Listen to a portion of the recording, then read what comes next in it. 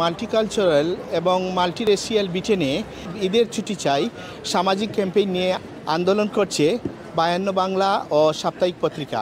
দীর্ঘ 10 বছর থেকে তাদের এই ক্যাম্পেইনের ধারাবাহিকতায় আজকে ইস্ট লন্ডনের হোয়াইট চ্যাপেলের সামনে তাদের ক্যাম্পেইনে উপস্থিত ছিলেন কমিউনিটির বিশিষ্টজন, সাংবাদিক, সংবাদকর্মী এবং বিভিন্ন সংগঠনের নেতৃবৃন্দ।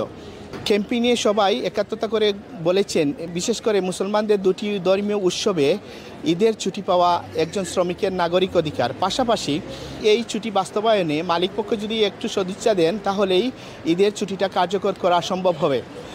কমিউনিটির নেতৃবৃন্দ এখানে বলেছেন, মালিকপক্ষ বিশেষ করে কমিউনিটির ব্যাকবোন হিসেবে পরিচিত কারি ইন্ডাস্ট্রি রেস্টুরেন্টের মালিকরা যদি সদিচ্ছা দেন তাহলে এর সাথে জড়িত প্রায় লক্ষাধিক শ্রমিকরা ঈদের ছুটি পেতে পারেন।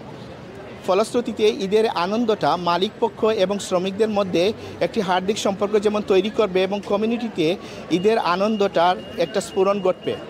আজকের এই ক্যাম্পেইনে যারা উপস্থিত ছিলেন তারা আরও বলেছেন, মালিকপক্ষ যদি একটু সদিচ্ছা দেন তাহলে যেমন এটা বাস্তবায়ন সম্ভব, পাশাপাশি কমিউনিটির যে বিশেষ করে বাঙালি কমিউনিটির আরও যাদের ব্যবসা আছে সেই সব প্রতিষ্ঠানের মালিকরাও যদি তাদের এই ঈদের আন্দোলনের বাস্তবায়নে তারা যেন একটি মুখ্য ভূমিকা পালন করেন।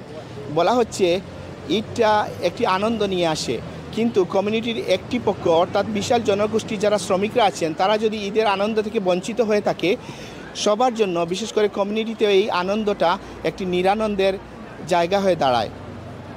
কমিউনিটির বিশিষ্টজনরা বলেছেন, ঈদের ছুটির দাবিতে সবার আরও ঐক্যবদ্ধ হওয়া উচিত এবং এই দাবিটাকে সর্বত্র ছড়িয়ে দেওয়া উচিত।